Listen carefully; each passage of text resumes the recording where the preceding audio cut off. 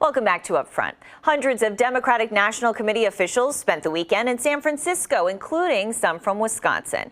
The party will officially nominate their candidate for president next summer in Milwaukee, and already the candidates themselves are quietly courting Wisconsin Democrats for their endorsements. Here's Upfront reporter Matt Smith.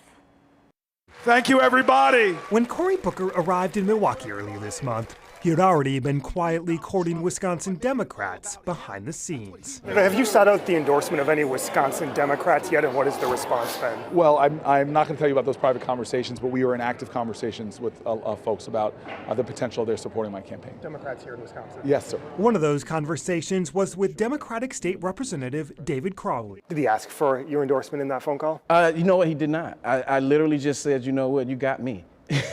So we got the ball rolling. Crowley was the first Wisconsin Democrat this past week to endorse in the Democratic presidential primary, opening the door for more. I've basically had a few who basically said, you know, thank you for at least coming out first. The Wisconsin Democratic delegation spent the past weekend in San Francisco at the DNC summer meeting. The state party doesn't endorse during the primary season, but what party leaders are doing is ensuring a link between the candidates and Wisconsin voters and influencers. There are receptions and side events that a ton of the campaigns are throwing. We're going to stop at every one of them and make sure that we talk to them about what we're building.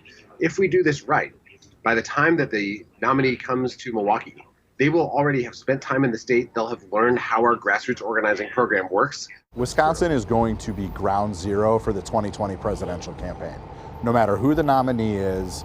Joe Zepecki is a Democratic strategist who's worked on numerous presidential campaigns, including Barack Obama's. Frankly, a lot of folks are pretty sour on politicians these days, with good reason.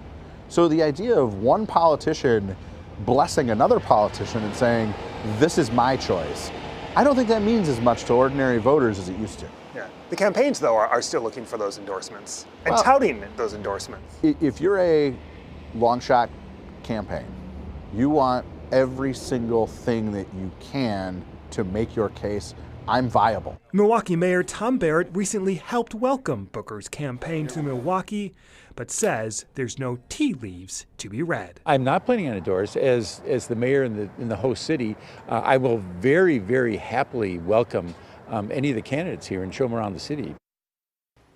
Matt's here now. So with all this work behind the scenes, do those endorsements you talked about there really matter? So I don't think they have the power that they used to, say, 10, 20, 30 years ago. But at the same time, for these candidates, these endorsements get them a window to some potential voters and a base of voters and a group of people they may not be able to reach except for these hyper-local candidates who they can build that support, which they need at the grassroots level in every state. Right, that's a good point. Yeah. So what about Senator Tammy Baldwin and Governor Tony Evers? Who do they plan to endorse, have they said? They are both a no on endorsements for the primary. They kind of want to sit back. Senator Baldwin on a podcast this past week, a new podcast called Win 2020, said she's not going to endorse. The governor recently has said as well he's not going to endorse in the primary. They both say, though, they're willing to help any candidates that want help in terms of laying the groundwork or the foundation here in Wisconsin to win a statewide race here in the state. When it comes to the president's re-election, are Wisconsin Republicans lining up to support him? Yeah, 100%. Republicans are behind him here in Wisconsin, and that groundwork is already well underway.